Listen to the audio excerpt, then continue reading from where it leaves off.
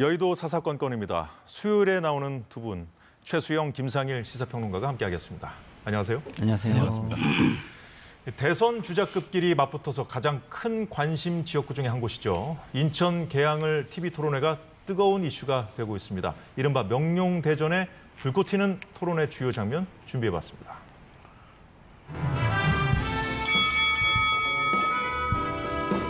아까 유동수 의원이 차관을 만났다 이렇게 말씀하시는데 제가 유동수 의원실에서 국토부 짧게 해주십시오. 국장인지 차관인지 정확하지 않아요. 차관으로 저는 기억하고요. 같이 만나서 논의한 거 맞습니까? 국토부 장관이나 LH 사장과 네. 유동수 의원이든 이재명 후보든 이재명 후보가 여기 대해서 짧게 협의한 바가 얘기하고 전혀 없습니다. 다음으로 저는 넘어가겠습니다. 잘 모르겠습니다. 저는 분명히 잘 모르신다면서? 아니 그 유동수 의원실에서 만나서 협의했고요. 그게 아마 어디 보도에도 나와 있을 텐데. 아니 이재명 후보가 무엇을 했냐고 자, 여기까지 물어보지 듣도록 제가 하겠습니다. 했다니까요. 같이 유동수 자, 의원실에서. 공통질문과는 지금 관계없는 얘기가 나오고 있기 때문에 유동수 의원이 한 거를 지금 아니 얘기하는 게 의원실에서 아니지 같이 않습니까? 만났다고요. 통합적으로 역세권 개발을 하겠다라는 거죠. 국토교통부 장관은 이에 대해서 거의 전문성을 갖고 있습니다. 전국에 수백 군데가 있는데 1,000억씩 주면 그 돈을 어디서 마련하며 여기 지역만 1,000억 주고 딴 데는 안 주겠다는 겁니까? 제가 구체적인 아파트 이름 이런 것들을 외우고 다니는 사람은 아니어서 그건 제가 우리 실무관들한테 좀 물어보도록 하겠습니다. 하나만 얘기해 보시죠. 아니 지금 기억이 안 난다 하니까 뭘 자꾸 물어보십니까? 본인은 이제 외워놓으셨던 모양인데 하여튼 본인은 저는 수차례 만났기 때문에 네, 예, 다 답변 봤기 시간을 때문에. 보장해드리겠습니다. 답변하시죠. 방해하진 좀 마시고요. 계양 테크노밸리 착공식 때 안 오셨죠? 차관이었죠. 그러니까 안 오잖아요. 저는 그때 부산 갔습니다. 자, 예, 언론이 가장 많이 기사화한 부분 추려본 겁니다. 토론회는 지난 1일 녹화돼서 어제 방송됐는데 녹화 당일 현장을 기자들에게 공개하지 않은 걸 두고도 양측에 신경전이 있었거든요. 그래서 방송되기 전부터 관심을 끌었는데 설전이 계속 오가는 열띤 토론이었습니다. 두 분은 어떻게 보셨는지 김상일 평론가부터 관전평 풀어주시죠. 일단 기본적으로는 어떤 정치적인 공방 이런 것들은 별로 없었다. 그게 만약 있었다면 기사화가 많이 됐겠죠. 그런 측면에서 두 분 다 지역을 위한 토론을 열심히 하셨다는 생각이 좀 들었고요. 특히 원희룡 후보는 지역에 좀 계속해서 그 지역, 그 전체 선거, 전국의 전체 선거를 신경 쓰지 않아도 되기 때문에 지역을 조금 더 돌아볼 수 있는 시간적 여유, 집중할 수 있는 에너지, 뭐 이런 것들이 있었지 않겠습니까? 그래서 그런 부분을 활용하려는 모습이 많이 보였는데, 그런데, 그거에 비해서는 지역 정책에 집중하면서 한 방이 좀 별로 없지 않았나 이런 생각이 들고요. 그에 반해서 이재명 후보 같은 경우는 그런 대로 뭐 잘 방어를 했다 이런 생각이 듭니다. 예, 이재명 후보는 뭐 그런 대로 방어를 했다 말씀하셨는데 사실 이재명 후보는 쫓기는 입장이고 원희룡 후보는 좀 추격하는 입장 아니겠어요? 어떻게 보셨습니까? 저는 어제 한편의 권투 경기를 보는 듯한 느낌이었어요. 지금 물론 우리 영상 구성에도 그렇게 돼 있었습니다만은 예. 집요하게 원희룡 후보는 이제 인파이터형 복서로 집요하게 파고들면서 이제 펀치를 쉴 새 없이 날리는 그런 형이었고 예. 이재명 대표 후보는 이제 빙빙빙 외곽을 겉돌면서 이제 잽을 날리면서 이제 이른바 아웃복싱을 하는 그런 이제 형국이 계속 진행됐는데 뭐 당연히 원희룡 후보 입장에서는 1월부터 지역을 누볐으니까 아주 디테일에 강하니까 디테일을 밀어붙이는 전략을 했고 이재명 후보는 뭐 지다가 약간 당황한 것 같은데 그럼에도 불구하고 뭐 전반적으로 잘 방어했다. 원래 이제 뭐 이런 경우에서는 승패가 그렇게 우열을 가리기가 쉽지는 않은데 어쨌든 명룡대전이 정말 이번 선거의 가장 핫플레이스라는 것을 입증했던 저는 하나의 그 상징적인 토론이었다고 생각이 됩니다. 예. 명룡 토론전이라고 해도 될 것 정도로 이제 뜨거웠는데 계양을 유세 현장에서도 양측의 신경전이 대단합니다. 어느 정도인지 잠시 볼까요?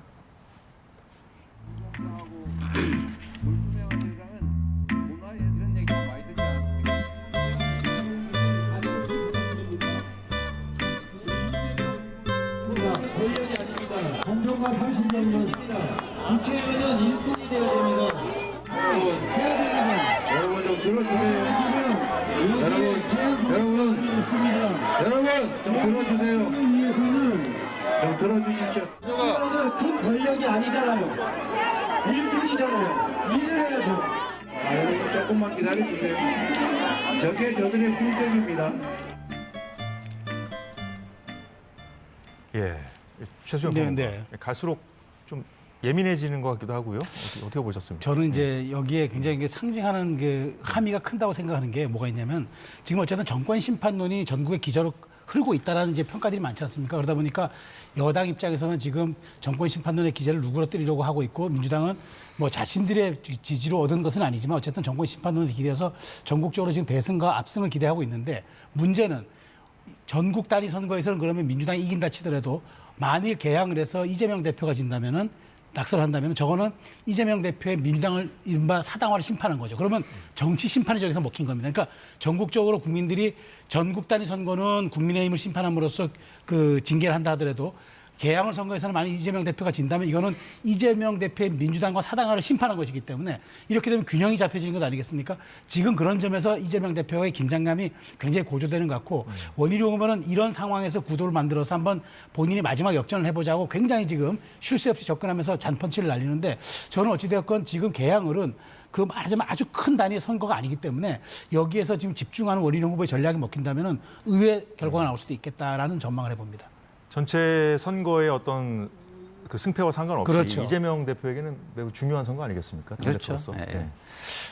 지금 그렇기 때문에 이재명 대표도 뭐 시간 틈을 내서 이렇게 신경을 쓰는 모습을 보이는 거고요.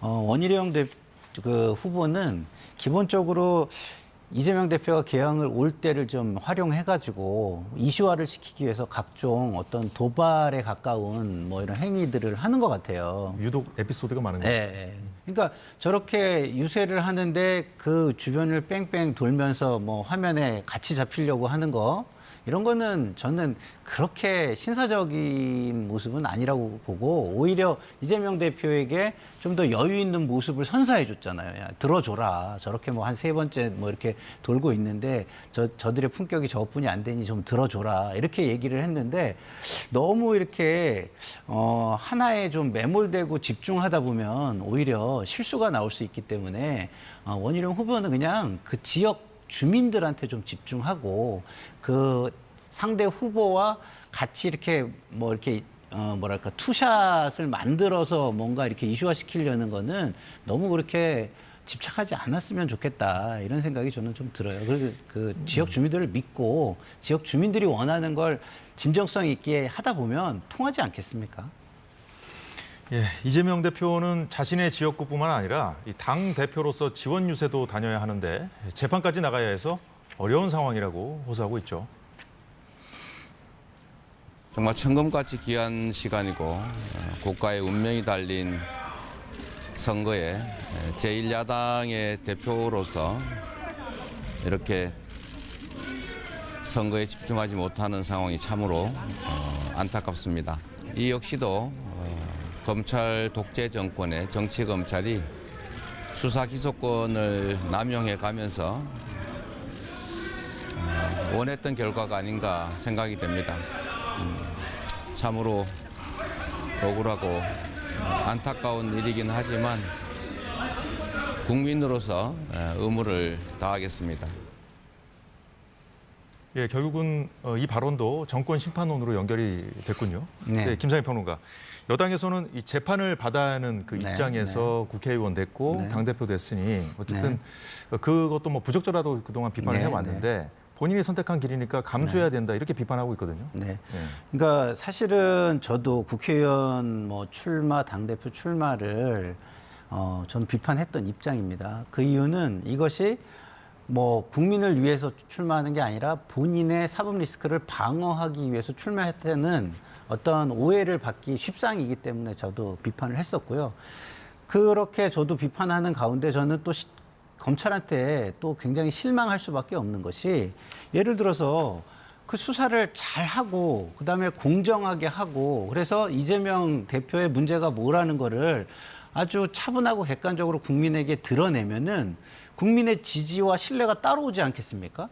근데 지금은 이재명 당대표가 재판에 출석하는 것 자체를 정권 심판으로 연결할 수 있을 정도라는 것은 국민들이 지금 국민들의 눈에 이 검찰의 수사와 기소가 그렇게 공정하지 않고 탄압의 의구심도 좀 든다라는 그런 게 상당히 있기 때문에 저렇게 할 수 있는 거예요. 왜냐하면 검찰 독재라고는 과거에는 합니다만 이제 재판은 사법부의 네. 영역 아닙니까? 사법부의 영역이지만 어쨌든 검찰이 이거를 시기나 아니면 하는 방식이나 이런 것들을 잘 조절을 했어야죠. 물론 방어자는 방어권을 어떻게든 행사하려고 했겠지만 그게 검찰의 능력인 겁니다. 그리고 그 사이에서 만약에 지나치게 방어권이 쓰여진다고 하면 국민들은 저건 심하네 이렇게 했을 거예요. 근데 검찰이 하는 모습이 한쪽에는 저렇게 막 강하게 그다음에 집중적으로 하면서 자기 편 쪽이라고 우리 반대편에서 이야기하는 쪽에는 그렇게 안 한다는 느낌을 줬기 때문에 이게 국민 신뢰나 지지가 지금 없는 거예요. 과거 같으면요 저렇게 재판에 출석하는 그림 자체가 굉장히 선거에 치명적인 마이너스로 그 작용을 해야 맞습니다. 근데 지금은 그게 왜 작용하지 않을까요? 그거는 국민들이 검찰의 수사에 대한 신뢰가 많지 않고 의구심이 상당하다는 걸 보여주는 거라고 저는 봅니다. 이재명 대표 본인에게도 방탄의 오해를 줄 수 있지만 검찰의 수사도 예. 공정하진 않다. 뭐 이런 예. 취지로 말씀해 주셨는데 최수영 평론가. 근데 이제 야당에서도 뭐 이런 얘기를 합니다. 일반인들도 뭐 개인 사정 있으면 뭐 재판 연기해 준다. 제 일당 대표로서 선거라는 중요한 시기인 만큼 좀 배려가 필요한 거 아니냐 이렇게 얘기하는데 어떻게 반문하시겠습니까? 근데 이걸 한두 번 해야죠. 연기해 주는 것도. 이게 화요일 재판부가 하는 건데 보십시오. 작년 9월에 이재명 대표 체포동의안 올라올 때 단식해서 그때 그 후유증 때문에 좀 연기된 재판 측면이 몇 달 못했죠. 그다음 올 1월에 들어서 다 아시다시피 안타까운 일이지만 이재명 대표가 테러를 당함으로써 한두 달 또 재판 못했죠. 우리가 흔히 얘기하잖아요. 지체된 정의는 정의가 아니다. 근데 자 보십시오. 원래 선거법은 기소 후 6개월 안에 결론을 나도록 돼 있습니다. 근데 지금 선거법 하나 기소 후 6개월 되도록 결론 하나 났습니까? 거기 허위사실 유포? 그렇기 때문에 저는 재판부 입장에서 검찰이 이거는 유능력과 무능력을 다툴 일이 아니라 재판부가 빨리 진행하자고 하는데 이재명 대표가 재판 가서 뭐 몸이 아프다고 또 빨리 나오고 상대방 얘는 또 다른 핑계를 대고 또 재판을 빨리 끝내자 그러고 이런 상황에서 과연 그럼 재판부가 언제까지 선거라고 또 특수성을 봐줘야 합니까? 그러니까 그런 측면에서 저는 사법부가 모든 국민에게 적용하는 법 앞의 평등이 저는 맞다고 봅니다. 근데 저는요 짧게 말씀드리면 사법부는 지금 이 선거라는 게 국가의 미래, 국민의 미래에 얼마나 중요합니까?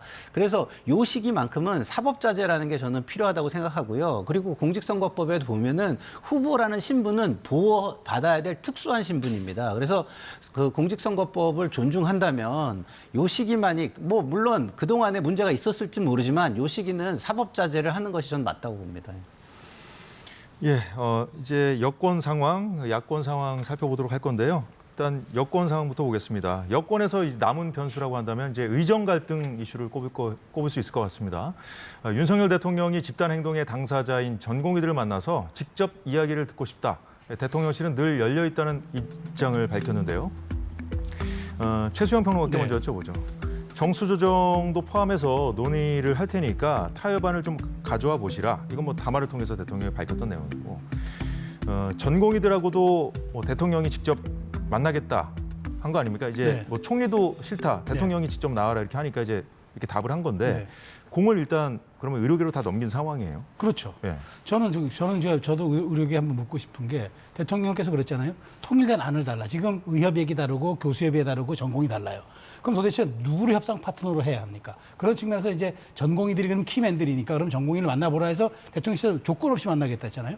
바로 대통령 담화가 있는 날 저녁에 무슨 일이 있었습니까? 성태훈 정책실장이 KBS에 나와서 아주 열려 있다고 재해석을 해줬잖아요. 대통령 담화에 대한 확실한 해석을 정책실장이 해준 거 아닙니까? 그러면 우리는 2,000명을 고집하지 않겠다는 뜻을 확실히 밝혔고 의협 측도 우리가 0명을 요구하는 건 아니다라고 밝혔기 때문에 협상과 절충의 여지가 이제 열린 것 아닙니까? 더더군다나 지금 가장 반대가 심한 전공의들과 만나겠다고 대통령실에서 얘기를 했기 때문에 저는 이제는 이 골든타임을 정말 의협 측이나 전공의 측이 이걸 활용해야죠. 그러니까 총선 전에, 선거 전에 이게 타협되냐 안 되냐 이런 정략적 차원의 문제가 아니라 지금이라도 물꼬를 터서 더 이상의 국민 불평과 보건의료 사각지대를 막아줘야지 이런 대승적인 모습으로 해야지 대통령과 대통령실이 모든 것을 좀 열어놓고 대화하겠다 그러는데 우리는 모르쇠로 일관하거나 성의 없는 자세로 저는 태도를 바꾼다면 이것이야말로 의료인들의 대국민 자세가 아니라고 저는 봐요. 이제 뭐 물꼬라도 좀 터야 된다 이런 말씀해 주셨는데 사실 5일부터 지금 사전투표거든요. 네. 그러니까 사전투표까지 오늘하고 내일 이틀밖에 남았지 않았는데 여권에서는 어쨌든 뭔가 좀 합의하는 모양새? 네.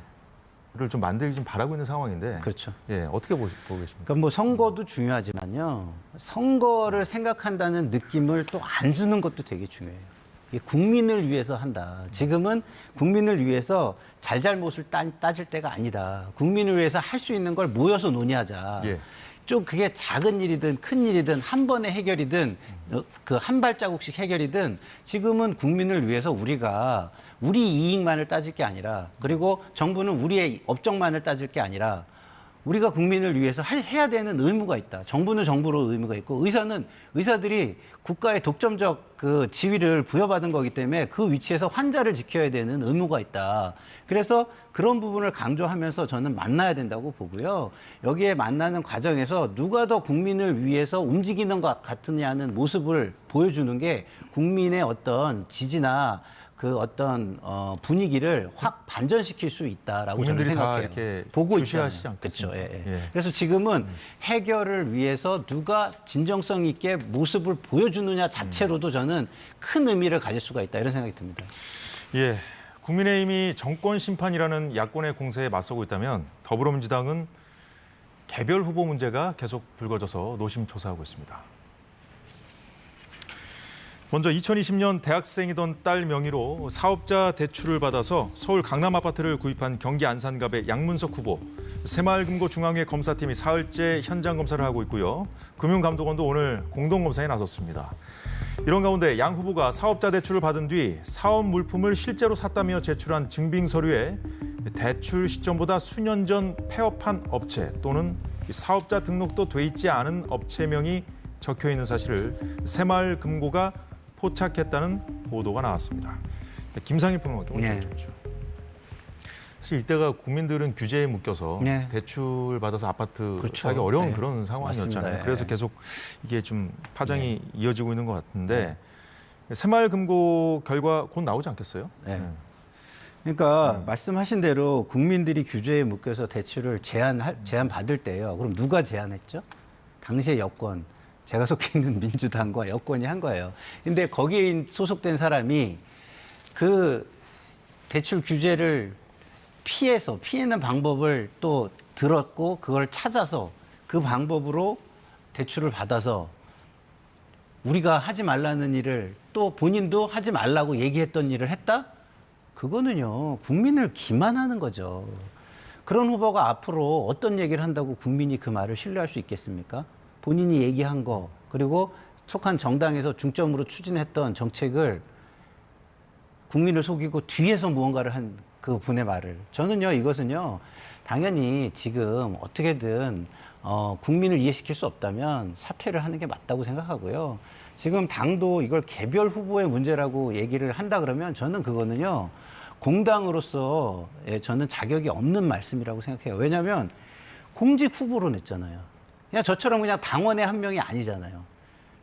공직 후보라는 거는요, 당의 중요한 위치를 당이 주었다는 뜻입니다. 그러면 그거에 대한 책임 있는 행동을 하려면 뭐 가능하면 제가 볼 때는 제명을 결정하거나 이런 게 좋은데 지금 그 선거라는 너무 중대사가 있으니까 그거에 정무적인 걸 따져가지고 지금 그걸 하기가 좀 어렵다면 정무적인 고민을 하고 있다? 예, 왜냐하면 이것이 다른 데 어떤 영향을 줄지, 선거에 어떤 영향을 줄지, 그리고 그 지역구가 지금 그 장성민 후보만 나와 있잖아요. 그래서 장성민 후보의 당선으로 귀결되는 건데 이것을 어쨌든 민주당이 가져와서 재보궐로 다시 가게 하는 것이 정무적으로 옳은 건지, 그러면 그렇게 했을 때 이것이 다른 수도권에 악영향을 줘서 10석, 20석, 30석을 떨어뜨리게 한다면은 그것 또한 또 안 되니까 바로 뭐 제명하는 게 나올 수도 있고 그렇습니다. 그래서 그런 부분은 뭐 책임 있게 정무적인 판단을 해야 되겠지만 적어도 이런 공직 후보를 낸 거에 대한 진심 어린 사과,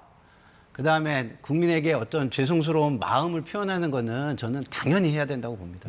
김상희 평론가 개인 의견입니다만 어쨌든 당에서 지금 정무적인 고민을 좀 하고 있을 거다 이렇게 얘기를 하셨는데 이게 뭐 정무적으로 이제 접근할 부분인지 어떻게 보십니까, 최수영 평론가? 아니, 이 문제는 사실 도덕적, 윤리적 차원의 문제를 떠났잖아요. 이거는 여기에 분명히 탈법과 불법의 소지가 개입되어 있는 거 아닙니까? 자, 원래 이게 행정안전부가 원래 검사 감독기관인 거죠. 그래서 그 검사역만 투입했는데 이 자체가 이제 금융감독원이 투입됐다는 건 이 사안이 그만큼 이제 중차대하다는 것 아니겠습니까? 그리고 분명히 말하자면 여기에 대해서 그 11억 원이 가지 말아야 될 곳에 갔고 그다음에 그게 위조 서류라든가 혹은 가짜 서류를 제공해서 했다면 분명히 이거는 사문서 위조에다가 배임도 할 수도 있고 그다음에 여기에 말하자면은 의도적인 거짓이 개입됐다. 이거는 공직 후보로서의 자격조차 없는 거죠. 그런 측면에서 지금 뭐 팔아서 갚겠다? 그 한동훈 위원장이 얘기하는 대로 그거 아닙니까? 그럼 운주사고 내고 차 팔면 다냐. 그런 측면에서 양문석 후보 입장에서는 지금 모르쇠로 일관하고 당에서는 개인에게 맡기겠다 얘기하는데 저는 이렇게 봐요. 이런 문제 특히나 공직 후보자의 부동산에 대한 공정의 가치 이 문제는 매우 휘발성이 높은 문제입니다. 이런 부분들이 잘못 관리가 되면은 여기는 지역구는 어떻게 될지 모르겠습니다만은 인접 지역에서 500표, 1000표 차이로 갈리는 그런 수도권 접전 지역에 발생하는 건 굉장히 큰 파장을 줄 수 있기 때문에 양문석 후보 지역구에는 큰 영향을 미치지 않을 수 있지만 다른 지역구에 영향을 미칠 수 그렇죠. 있다. 다른 지역구에는 이게 정말 그렇다면 민주당이 이 사안을 대하는 태도라든가 민주당이 서민정당 그다음에 가치를 표방했던 그런 서민대중 정당이 그런 말하자면 표리부동한 그런 가치를 보여준다면 이건 당연히 심판의 대상이 되겠죠. 지금 정권 지지율, 그러니까 정권 심판론 하는데 이게 민주당이 잘해서 쌓아올린 지지율입니까? 그게 아니잖아요. 상대 실책에 기인한 거라면 본인들의 실책은 더 크게 평가받아야죠. 그러니까 저런 부분에 대해서 민주당은 제가 볼 때는 지금 다 인정은 하고 있는 것 같아요. 그래서 근데 그 파장을 어떻게 최소화해야 되느냐에 대한 지금 말씀하신 부분을 포함해서 고민하고 있다고 저는 생각합니다. 예, 잘 들었습니다. 민주당의 또 다른 악재죠. 김준혁 후보의 막말, 당사자인 이화여대 또 위안부 할머니까지 후보 사퇴를 요구하고 나섰는데요. 문제가 된 발언 하나만 잠시 들어보겠습니다. 미군정 시기에 이화여제대 학생들 그 미군 장교들한테 성상납시키고 그랬잖아. 자, 이 발언에 이화여대도 지금 사퇴 요구하고 나섰고 여당은 이화여대 출신 민주당 후보들에게까지 좀 비판을 가하고 있거든요. 이대 관련 발언 말고도 이 박정희 전 대통령 그리고 또 위안부 관련 발언을 두고도 이용수 할머니까지 김 후보가 뭐 후보 자격이 없다 이렇게 비판하고 있는데 그래서 당사자들까지 비판하고 있거든요. 지금 이 문제는. 저도 개인적으로 뭐 제 고등학교 선배님이고 저하고 친한 분이기도 한데 후보 자격이 저도 없다고 생각해요. 왜냐하면 지금 당에서 권고를 해서 사과를 하라 그랬는데 사과도 SNS로 몇 줄 올리고 끝나잖아요. 이게 무슨 사과입니까? 우리가 당에서 계속해서 사과 요구를 했다는 건 당에서 심각하게 보고 있다는 거죠. 그렇죠. 권고를 했다는 거. 어쨌든 이거를 어쨌든 문제라는 건 인지하고 있고 인정하고 있다는 거죠. 아까 뭐 제가 정무적 판단을 계속하고 있다는 건데 여론 추이를 보고 있다는 뜻입니다. 근데 어쨌든 지금은 사과를 하라고 권고를 한 거예요. 그러면은 후보 당사자는 사과를 진정성 있게 해야 돼요. 진정성 있게 하는 방법 우리가 다 알잖아요. 피해자한테 가서 용서를 구하는 게 가장 진정성 있고 만약에 거기에서 어떤 뭐 수모를 당하더라도 거기가 이해할 때까지 가는 모습을 보여줘야 제3자들도 진정성이 있구나라고 느끼는 겁니다. 근데 그런 모습이 아니었다는 거. 그리고 원래의 원초적인 문제로 다시 돌아가서 말씀을 좀 드리면 지금 본인은 역사학자잖아요. 근데 역사학자이기 때문에 뭐 역사학자 입장에서 이런 얘기를 했다는데 이게 무슨 학술 연구 대회나 학술 발표입니까? 그건 아니죠. 역사학자라고 하더라도 대중하게 얘기할 때는요. 역사학자로서의 모든 권한을 그냥 마음대로 휘두르는 게 아니에요. 더 조심해서 해야 되는 겁니다. 학자들끼리 토론할 때는 얼마든지 학문의 자유라는 게 있기 때문에 아카데믹 프리덤이라는 게 있잖아요. 그거를 누릴 수 있겠지만 그것이 대중에게 전달되는 지점에서는 전문가로서 굉장히 책임감을 가지고 절제해야 되는 부분이 있어요. 근데 이게 어떤 그 정당 성향이 굉장히 강한 한 유튜버의 유튜브에 나가서 하신 말씀이잖아요. 그럼 이거는 제가 볼 때는 상당히 뭔가 선동적인 의도를 가지고 하셨다고 봐도 과언이 아닌데 그게 역사학자로서 하는 얘기가 될 수 있는 겁니까?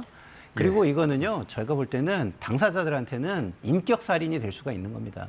역사학자로서도 아쉽고 뭐 진정성 있는 또 사과도 필요하다고 말씀을 해주셨는데 이게 뭐 사과로 이제 봉합될 문제인지 최소영 평론가는 생각이 어떠신가요? 아니 이건 사과로 봉합되는 문제가 아니죠. 책임을 져야죠. 우리가 정치에서 책임을 빼고 나면 굴림밖에 더 남습니까? 책임의식이 가장 중요하죠. 자 보십시오.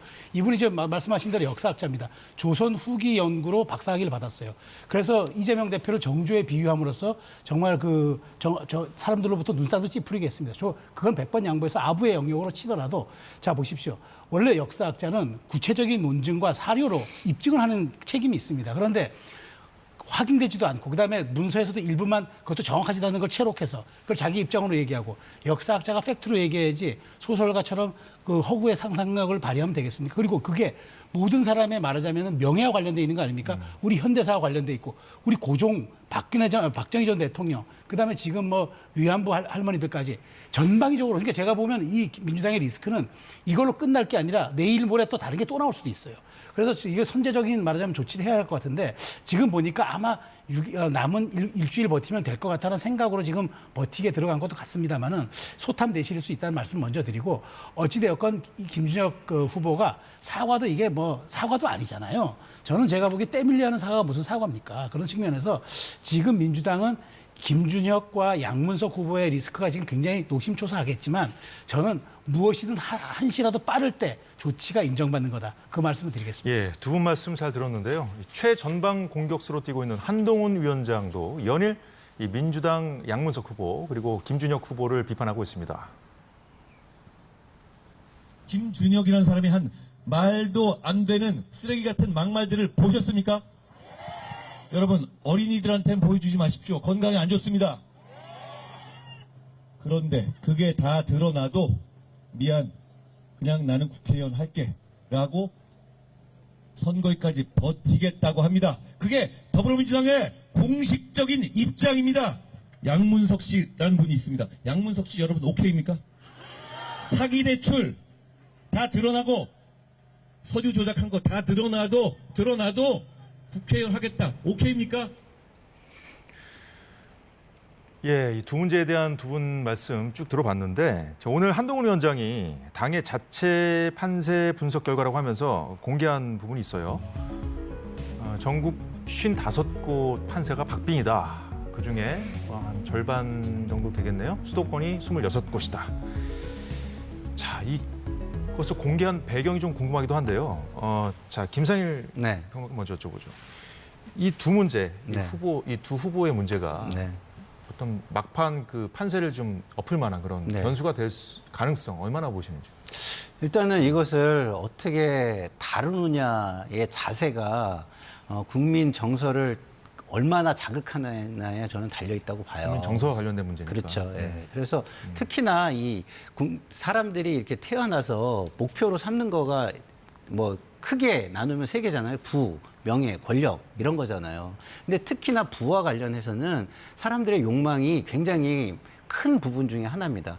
근데 이것이 부당하게 부가 축적이 됐다고 하는 순간 그 박탈감과 어떤 그거에 대한 반감은 다른 어떤 것보다도 크거든요. 예. 그렇기 때문에 이것을 민주당에서는 예민하게 다룰 수밖에 없는 거고요. 그래서 지금 예의주시하고 있다고 보는데 지금 물이 끓어 넘칠지 아니면은 이제 끓은 점을 넘지 않을지 이 부분을 저는 보고 있다고 봐요. 끓고 있다는 건 아마 느낄 겁니다. 근데 이 끓는 점을 정확히 예측하기 어렵잖아요, 솔직히. 그래서 좀 아까 최수영 평론가님 말씀하신 대로 조금이라도 선제적 조치를 하는 것이 저는 맞지 않을까 이렇게 충원을 드립니다. 선제적 조치가 필요하다는 말씀 들었고요. 최수영 평론가.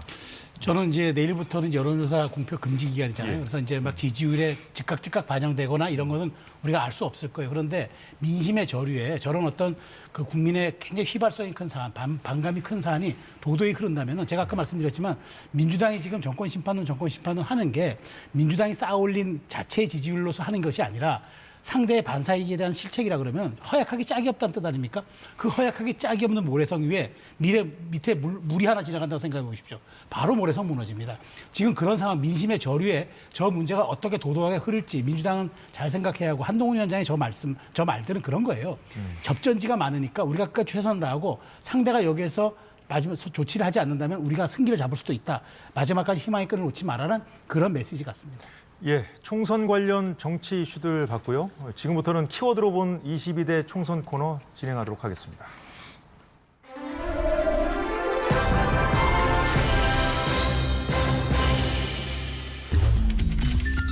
예, 오늘의 키워드는 공약 대 공약입니다. 빌 공짜를 썼네요. 예, 이번 선거는 특히 이 극단적인 대결 구도로 가다 보니까 이 정책 공약 내놓고 있지만 가려지는 측면이 있습니다. 좀 아쉬운 대목인데요. 자, 그런데 그나마 나오는 그 공약들 상당수도 현실성이 없다. 이런 텅 빈 공약이다. 이런 비판 나오고 있습니다. 특히 여야가 굵직한 저출생 공약들 쏟아내고 있지만 천문학적인 재원 마련에 대한 고민이 없이 현금성 공약만 남발하고 있다는 지적을 받고 있는데요. 자, 여야의 대표적인 보육 정책도 화면에 나오고 있는데 보면서 얘기를 해보죠. 자, 두 분은 어떤 공약을 주목해 보셨나요? 네, 저부터 말씀드릴게요. 예. 그러니까 저는 국민의힘은 이제 뭐 육아휴직, 부상보육 이제 이런 것들이잖아요. 근데 저는 국민의힘은 같은 경우에는 이제 제도적인 빈틈을 좀 메우고 그다음에 점진적으로 좀 해보겠다는 그런 의미가 있는 것 같은데 민주당의 지원을 보면 기본소득, 아동수당, 주로 펀드, 주로 이제 현금성 지원을 하겠다는 거잖아요. 근데 물론 둘 다 저출생을 극복하기 위해서는 현금성 지원이든 제도적 지원이든 해야 하는 건 맞다고 보는데 저는 이렇게 보는 거죠. 조금 속도가 더디더라도 제도적으로 우리가 빈틈을 메꿔주는 게 맞지. 현금성 지원이라는 거는 우리가 재원이 감당 안 될 때는 끊기는 것 아니겠습니까? 그리고 마치 무슨 애 낳으면 돈 준다는 식으로 비춰질 수가 있기 때문에 저는 어쨌든 민주당과 그 국민의힘이 다 내놓는다 하더라도 이런 부분들에 대한 고민이 있어야 한다. 국민의힘 같은 경우에는 뭐 저출산 특별회계를 통해서 우리가 재원을 마련한다 했는데 사실 이것도 좀 모호한 점이 있어요. 그런 측면에서 예. 여야가 저는 인구부를 그러니까 인구 부처를 이제 신설하게 됐는데 오히려 저는 이걸 주목해요. 그래서 차라리 전담할 부처를 만들어서 제도와 예산을 우리가 정리하는 것 이걸 저는 한번 고민해볼 시점이 아닌가 저는 그렇게 생각합니다. 예, 요즘에 초등학교에 가보면 네. 정말 교실 보면 두 분도 깜짝 놀라실 거예요. 학생이 진짜 얼마 없거든요.